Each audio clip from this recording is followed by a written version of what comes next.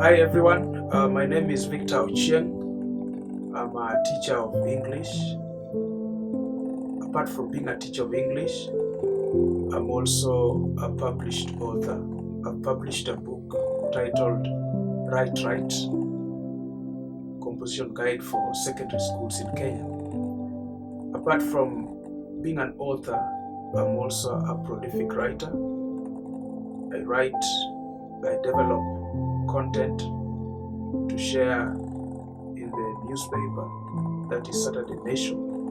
And apart from that, I also develop content for social media platforms like WhatsApp, Facebook, etc., etc.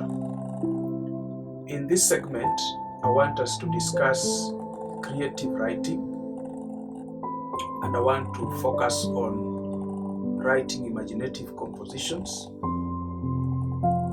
which is tested in question 1, paper 3 in KCSE, or rather in high school.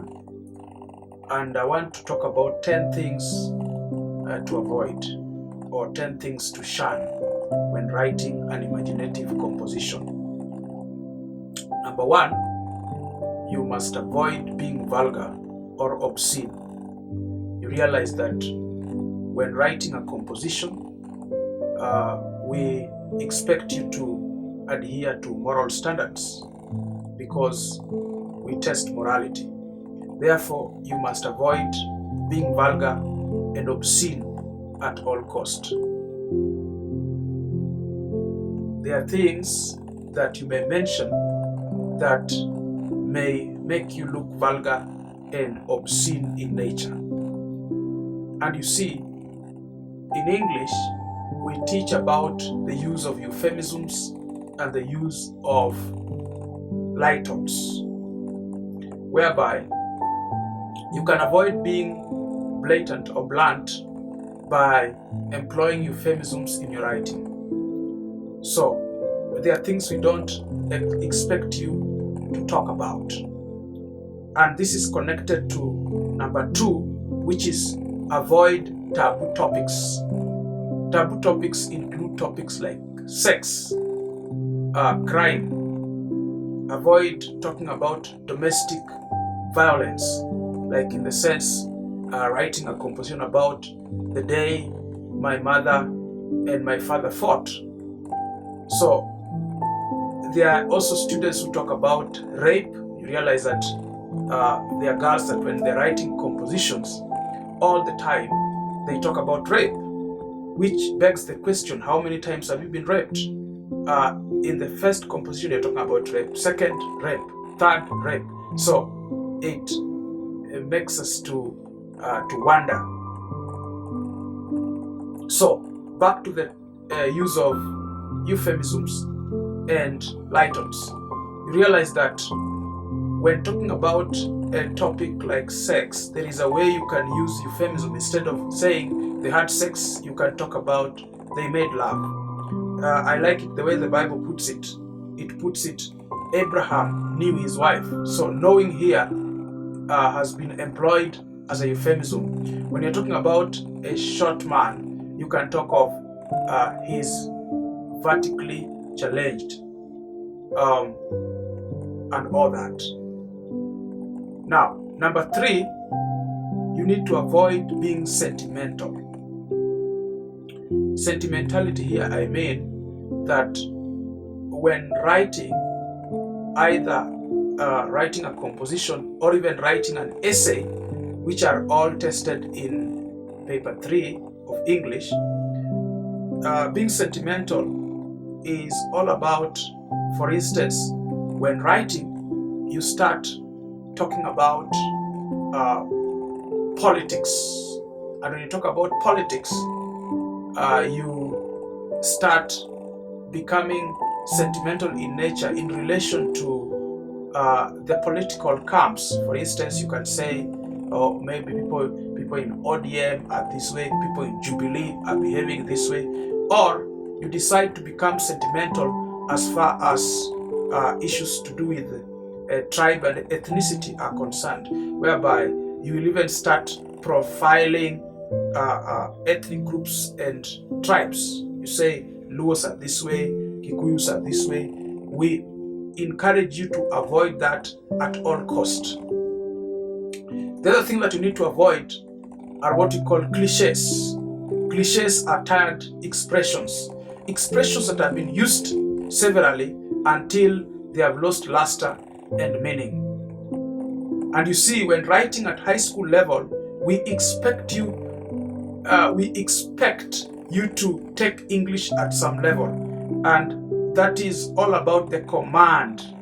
Your grammar must have glamour, and you must be in a position to use English at an advanced level which measures up with where you are. We don't expect you to write as a primary school pupil in standard 6, 7, and 8. When you talk about things like, I was happy as a king, I don't know, I ran as fast as my feeble legs could carry me, yet you have very big legs. You talk about, I went to the frog's kingdom. These are cliches. These are expressions that have been used and have lost luster in nature.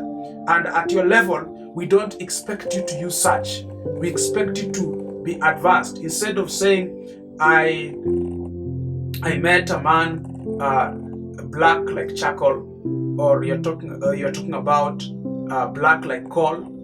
After all, even a person cannot be black. We say dark. So instead of using coal and charcoal, you can even say, I met a man dark like 1,000 midnights. So we see here some sort of creativity and some sort of advanced way of writing, which measures up to your level.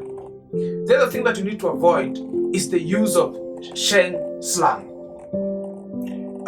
In your normal writing, and that is why we encourage, even when you're doing a text, even in your normal conversation, try to use words appropriately. Because when you text and you're using words like cause, vibes, and all that, you eventually bring them into your writing. And you see, these things are not allowed when writing. The other thing that you need to avoid is confusing the English variety. We know that we have got the British spelling and the American spelling. And in East Africa, we are encouraged to use the British variety of English, or the British spelling. And we see this in relation to pronunciation and to spelling, or the spelling system, which we call orthography. So you look at it that when you talk about pronunciation, like for instance, a word like issue in British and issue in the American variety. When you look at the word like color in terms of spelling, you see in the British variety we write it as COLOUR, but in the American spelling we write it as COLOR.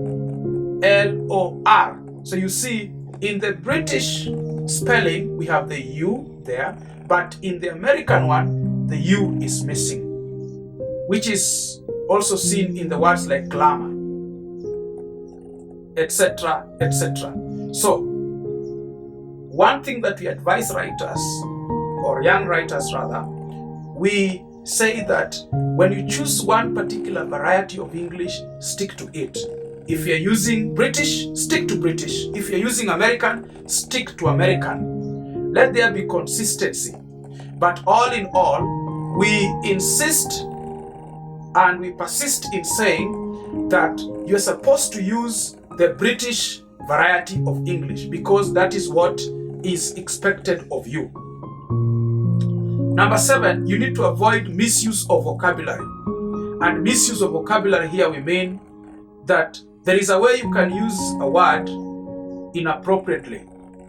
Now, when you're talking about vocabulary here, we're not talking about new words, because when I talk about vocabulary, there's someone who may be thinking I'm talking about words like lugubriously, or words like flabbergasted, autochthonous, words that look advanced in nature.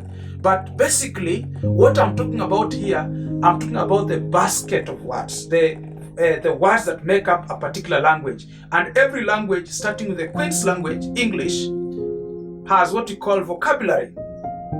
So, misuse of vocabulary here, I'm talking about using a word inappropriately. For instance, the word sweet in relation to food. You're saying that the food was sweet. Food can never be sweet because sweet can only be used in relation to sugar and honey. But when you're talking about food, you say food is palatable. You say food is yummy. The food was mouth-licking, etc., etc. But it's wrong to say I ate sweet food. Now, look at the word mercy. We know that in the biblical language, like the King James Version of the Bible, talks about the mercies of God. And generally, in religious settings, they talk about mercies of God. But you see, where does the word mercy fall? Mercy is a noun. And it is an abstract noun, which means that it is wrong to talk about mercies in the appropriate English or in the English that is accepted. So you must be careful in relation to that. But also there is this thing about people talking about have journey mercies. There is no English like that. Instead of talking about have journey mercies, just tell someone have a safe journey. So that wrong use of words, just like you hear people saying, talking about teacher of English and English teacher. So in English teacher, there is some sort of ambiguity because any teacher that hails from Britain can be called an English teacher. You can call a physics teacher an English teacher, so long as he or she comes from Britain. Even teaching bio and all that. So to be specific and to avoid that sense of ambiguity, you must say teacher of English.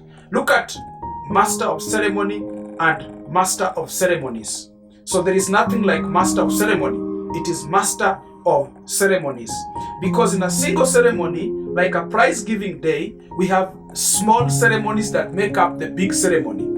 Like we can have presentations, we shall have speeches, we shall have awards being given. So that is why we are saying that person who is steering the ceremony, who is also called the MC, you have to call him the master of ceremonies or mistress of ceremonies.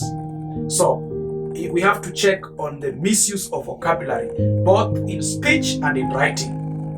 The other mistake that you need to avoid, or the other thing that you need to avoid, is being bombastic in nature. Now, there are learners that when they're writing a composition, they feel that they can appeal to the person marking the work by using high-flown language or being bombastic in nature. I'll advise that perhaps use one difficult word, but do not litter your composition with difficult words all through, because there is no way you prove that you're a good writer by using difficult words. In fact, it is a sign of immaturity. Number 9, confusing the English homophones. Homophones are words that are pronounced the same but different in terms of spelling. Like when you check the word, when you check the demonstrative pronoun this singular and these plural. When you check words like here and words like here, which means place. Here of getting it and here of place. So these are things that you need to ensure that you don't confuse in writing. And lastly, avoid stories that set in heaven and hell.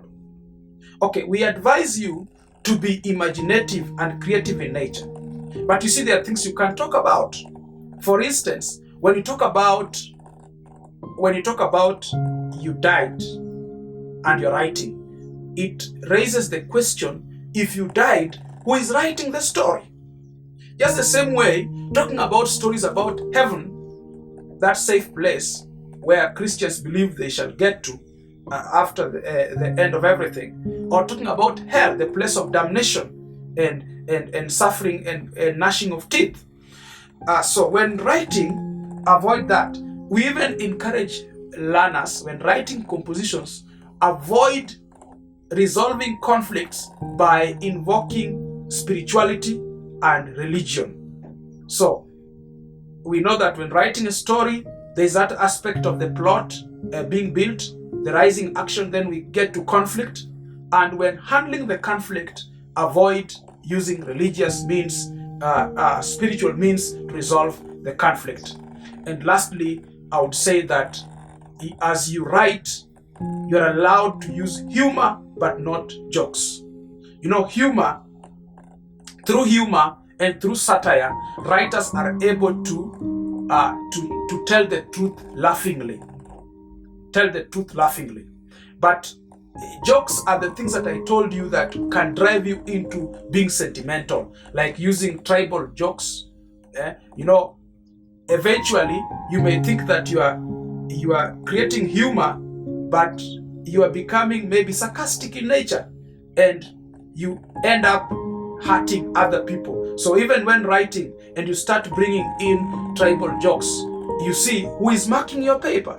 It could be that you're hurting this person, and you see when I'm writing, when you are writing and I'm marking your work, I expect also to be entertained by your piece of writing, by your composition. So apart from just marking to award you marks, I also want to get the gist of the story, and I want to be carried away by the story, and I want to enjoy the story.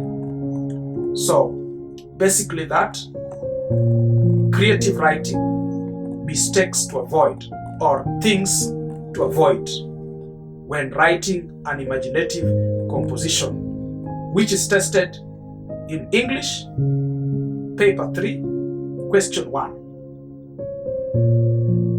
So you can get more of this by just logging into my website, www.godspenconsultancy.co.ke. You can also watch my YouTube videos by just searching for Godspen Consultancy. Thank you.